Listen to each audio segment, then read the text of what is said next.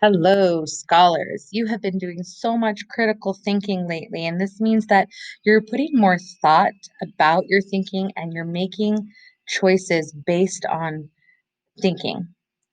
And you're making better choices about how you're going to show your knowledge. I want you to start thinking about when it would be appropriate to use each of these elaboration strategies that you've learned so far.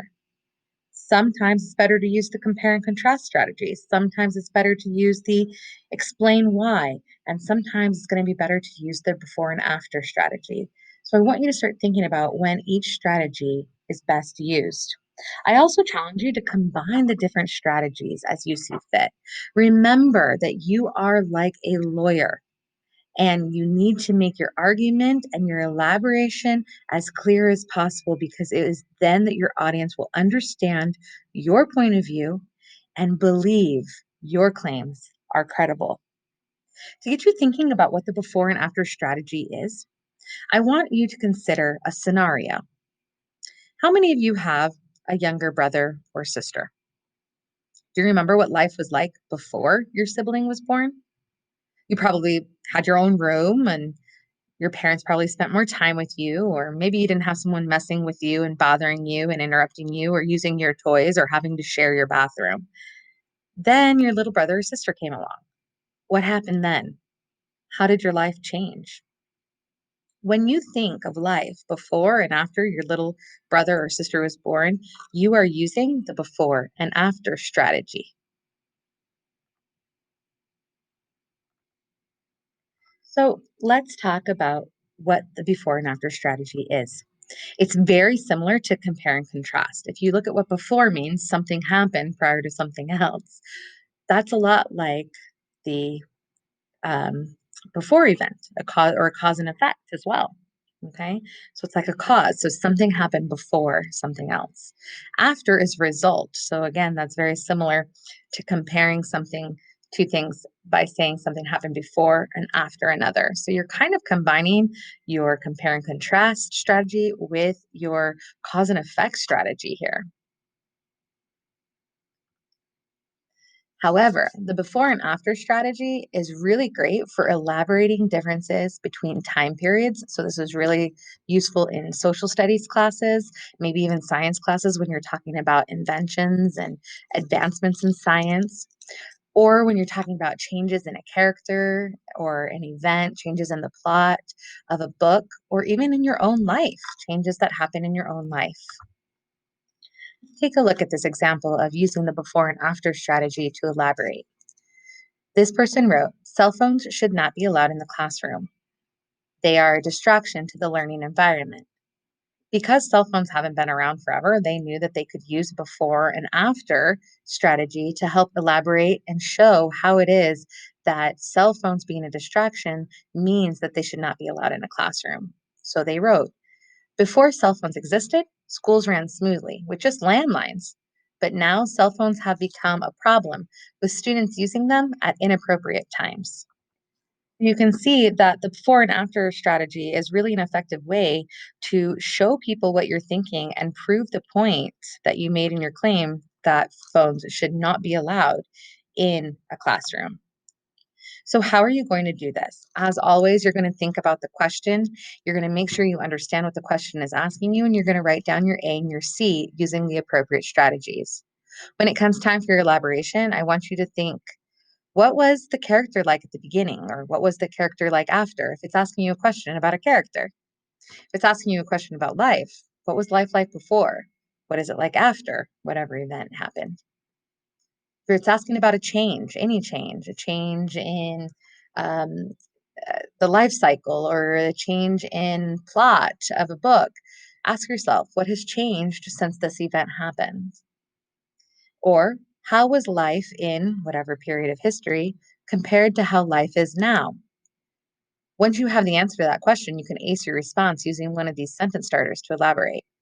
Before, but after, or before, but now, in historical times, but in modern times, historically, but today's society, at the beginning, but by the end. I'd like for you to go ahead and pause and read this story now. Okay, so you've read the story. Let's look at an example question based on the story. The question asks, how has television changed from when it first appeared? After thinking about the question, I write down my A and C. I write, television has changed by becoming more accessible. And then I wrote, according to the article, every decade has brought vast improvements in television and people's ability to enjoy shows. Now comes the time where I need to elaborate. I need to connect that evidence and tell my reader why it is that that evidence supports my answer of TV becoming more accessible. So I push my thinking by asking, how is now different to when TV first came out in terms of how many people had access to TV?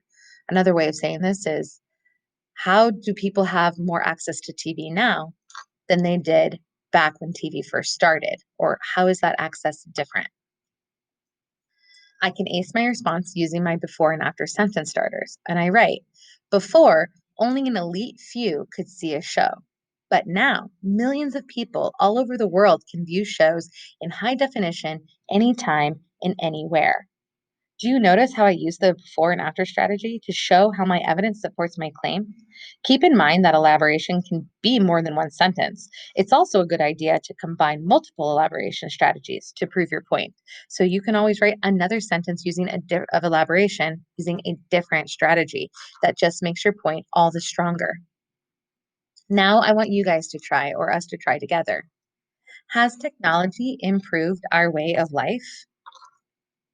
Think about what this question is really asking you.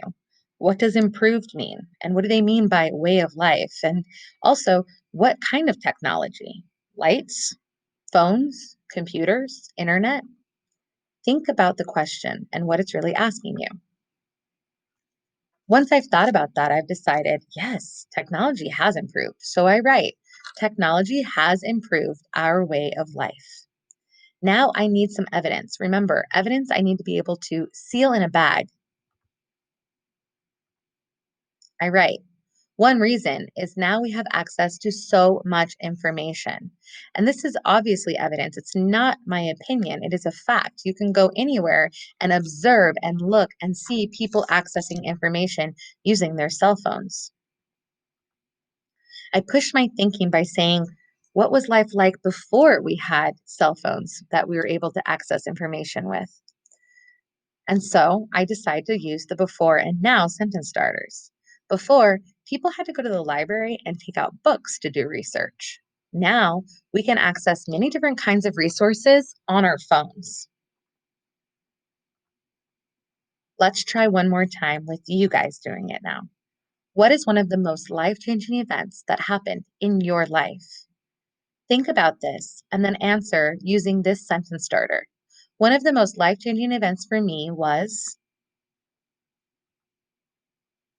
Now, elaborate. Cite your evidence. Give a reason why. Why was this life changing? What changed? Use the sentence starter. One reason is. Now it's time for you to push your thinking and elaborate. You need to tell your reader how your evidence supports your answer.